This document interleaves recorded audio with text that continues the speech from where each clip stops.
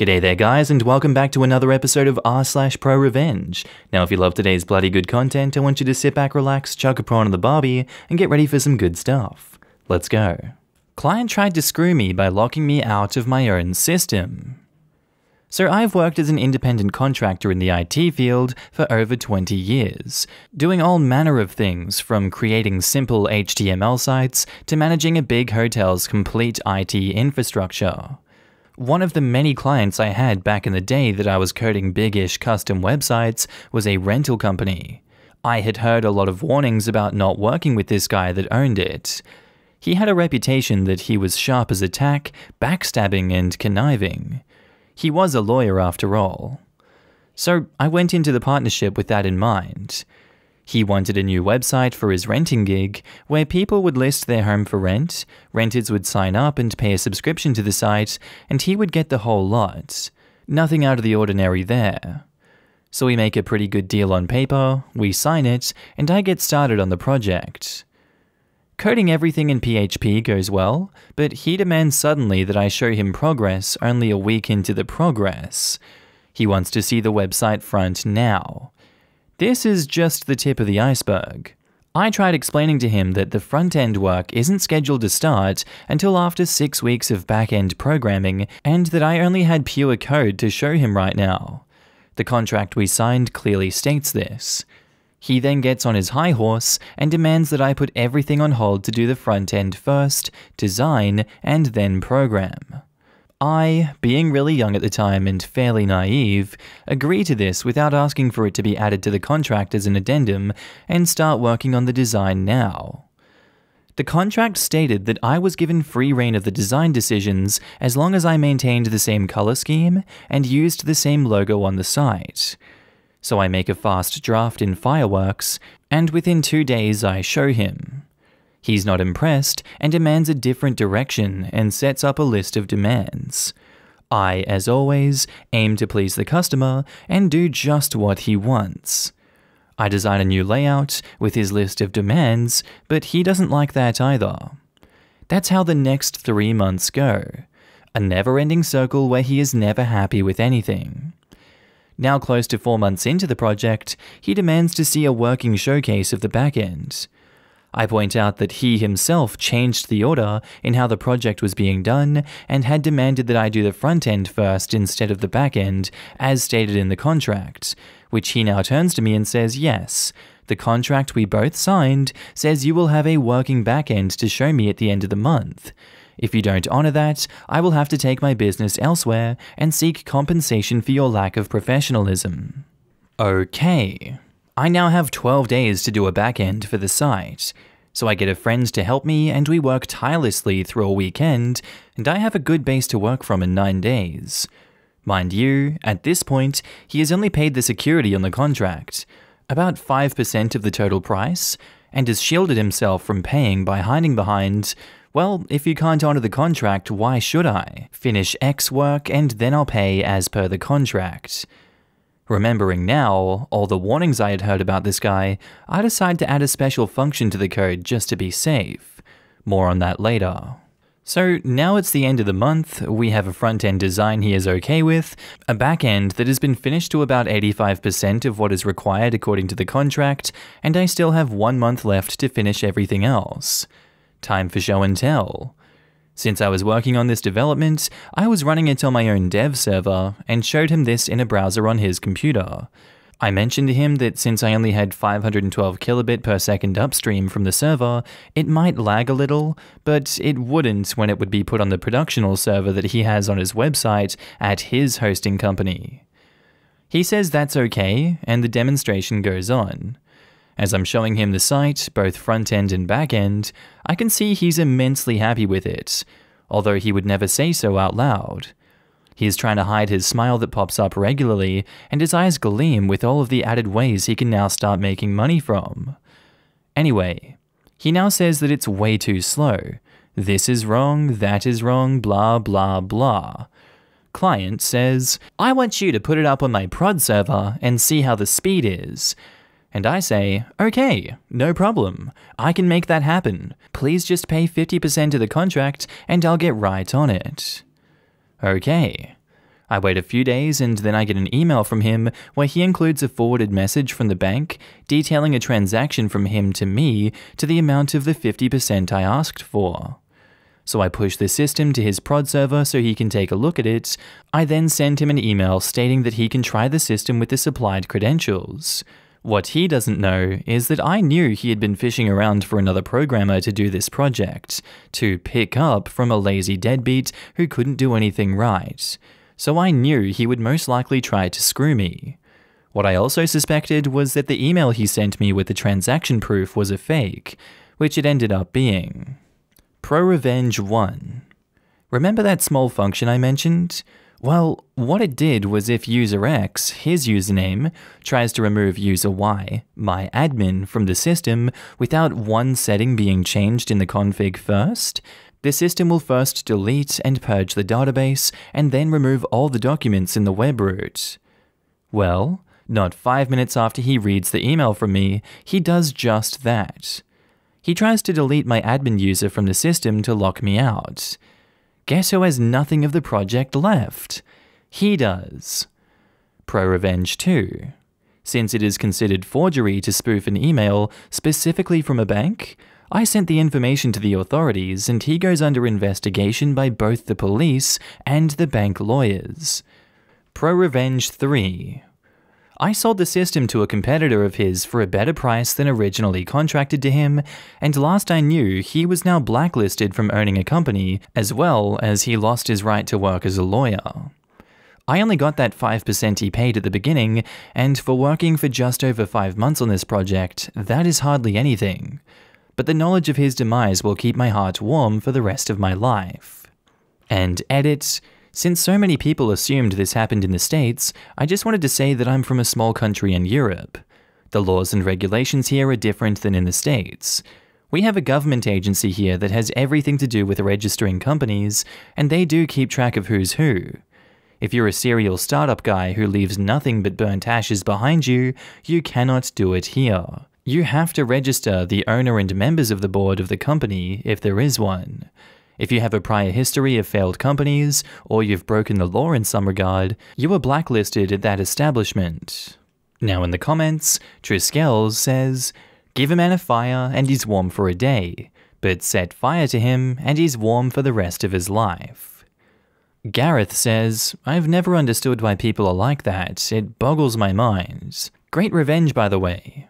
Second account asks, did he message you after the project deletes? I'd love to hear all the juicy details about his rage. And OP replies, yes, he did try and contact me after the fact. He threatened a lawsuit for damages and more. But I did everything within the contract and had my ass covered. Since he didn't pay, the rights were still mine. It was mine to do whatever I wanted, including the extra function there. He did create a bill in the bank system for roughly twice the amount of the contract, damage as he explained when I rebuked the claim, but that got thrown out when I rebuked the claim.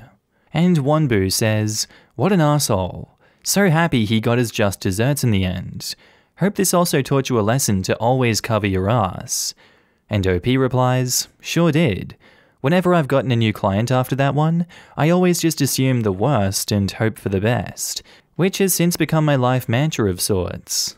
Plan for the worst and hope for the best is a good mantra. Keeps you safe. Wordpreneur asks, quote, I sold the system to a competitor of his for a better price. Was that mean that you got paid for the work anyway? So you really aren't out anything. Plus, you got that 5% to basically F him up. Great revenge. And OP replies, yup, I had all of my bases covered it seems. Not that it was planned that way, just turned out that I got lucky in that sense. I was so gung-ho on pleasing the first huge client I had gotten, and was fairly new in this genre of service, so I completely ignored that which would be seen as red flags afterwards. I'm just glad it turned out as it did. Our next post is by user WFogel97, titled, School expelled me for mum's anger. We sued the county and caused a reform. So I have a really bad leg. I've had 13 surgeries, it's a long story, and it just started at a new school. After the first 3 weeks, I had to go in for another procedure on my leg. Not that big of a deal to me, I've been here before. Upon my return, I had documentation of my restrictions, as well as special amenities that were required. The big three were that I needed extra time to get from class to class, must have someone to escort me, and needed unrestricted access to the elevator. All of these got me recurring problems, such as constant harassment by teachers and security about my being in the halls during class time. And why was my cousin out too? He was filling the role as escort, as I have anxiety problems and we had the same classes. These first two were annoying, but easy enough to deal with. The real issue was the elevator, as I was told multiple times that for security issues, I couldn't have a personal key due to it sharing the same functionality with the interior door keys. I would never have had any issues with this, as I was told there would always be someone on the same floor as my classes to open the elevator for me. This, of course, was untrue about 75% of the time. The lack of elevator access meant that I was always stuck in the halls when the other students were going class to class, and was consistently late due to having to wait for someone to come by and open the door for the elevator. This also meant that I would sometimes be stuck waiting through the entire lunch period, and due to my absences, couldn't afford to simply go to lunch after the fact. After about 3 weeks of this, I was tired of not getting to eat lunch. So I did one of the stupidest things I could have attempted and tried to use the stairs. For context, I was not on crutches, I was on a full-blown walker. About halfway down to the landing, I fell. Hard. As lunch was letting out, one of my friends found me, got someone to help pick me up, and carried me to the office. Another of my friends went to find my other cousin. The one who normally escorted me wasn't there due to being sick, so I was without escort, because I couldn't bear the thought of a stranger escorting me, who, when getting to the office, managed to get me to calm down enough to give them my mother's number. Now, my mother is quite hot-tempered, but can keep a level head normally. When she heard I fell, she was there in record time. When she got there, she immediately asked what happened. I told her I didn't want to miss lunch again, so I tried to use the stairs, which was a big mistake, as that set off a Tsar Bomba-sized explosive. She immediately turned around and demanded for the principal and VP to get their butts in here ASAP. As soon as the principal and VP walked in, she started berating them in a fashion not suitable for most adults to hear, let alone kids. When the VP made an offhand remark about my condition, my mother was swarmed by local sheriffs that provided security for the school's entrances and office as she physically went after the VP. We were escorted out, and after looking at the file and realizing my cousin and I had the same address, they figured out that I didn't actually live there. Now, my grandmother's address was listed as she looked after me after I left school up until around 8 p.m. She was also raising my cousin after an issue between her and my aunt.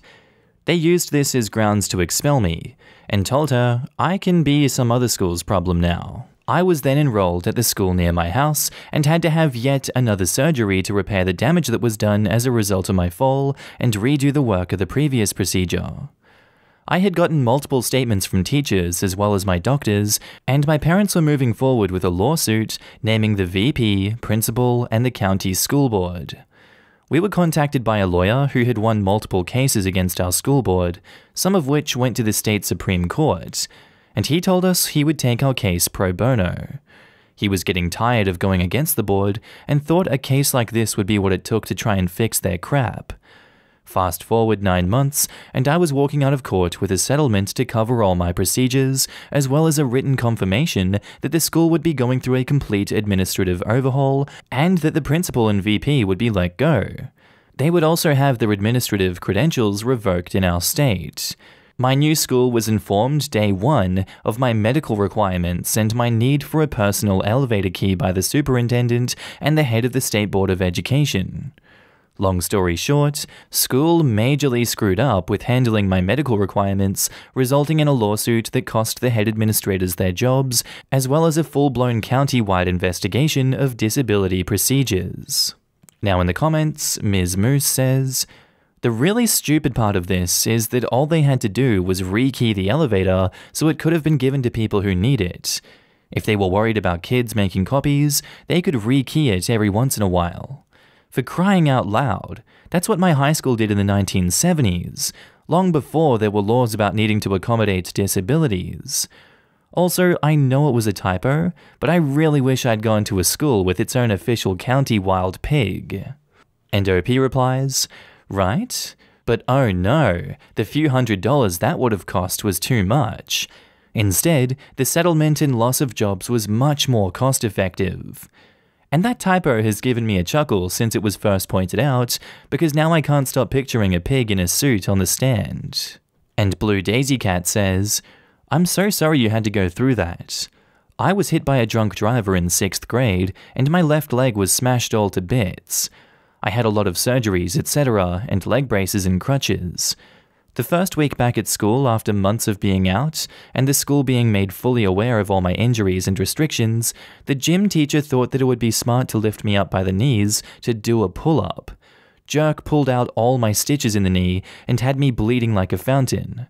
My father had about the same reaction as your mother when he got to the school. I'm convinced the only reason he wasn't arrested was because he was in his military uniform and the police cut him some slack. Hope you're doing better with your leg now. Good for you and your mother and the lawyer for not letting them get away with their negligence. And edit, clarifying since I seem to have been confusing people with what I wrote, my dad was not the gym teacher. He was an officer in the USAF who was required to wear his uniform while working, and he came straight to the school to pick me up and did not have time to change his uniform first. Thanks everyone for your interest, but let's not forget that this is OP's story. And OP replies to that, sorry to hear about your struggles, and a hilarious coincidence. My bad leg is also my left one. Looking into a full knee replacement within the next year. Hope that gets me back into some form of normal. As far as your father, I can only imagine if I had called my grandfather, as he was a Vietnam vet that retired out after 40 years, and currently serves as chief of the police for one of the county's smaller departments. Anyway guys, I think that's where I'm going to end today's video. If you did like it, tell me what you thought about it down in the comments below, and make sure to just interact with everyone in this community. I love each and every one of you that I get to see on a daily basis. And don't forget, if you are a Patreon subscriber, I love you. You're on the screen right now with the YouTube members as well. If you see yourself, give yourself a pat in the back. You guys help me continue this YouTube journey. You keep me going. I see you guys everywhere. I see your messages, and thank you so much for supporting me. I really love every single one of you. But with that all said, I'm going to be signing off now, guys. I hope you have a good day, night, sleep, whatever you're up to, and I'll see you in the next episode. Bye.